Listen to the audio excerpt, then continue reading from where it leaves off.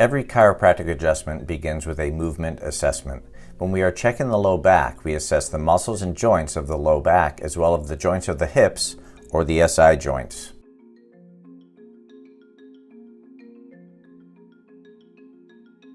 Most lumbar adjustments are done in a side posture position. A quick, gentle force is put into the affected joint to improve alignment and motion. A patient may feel a pop with the adjustment, which is simply a gas being released from the joint.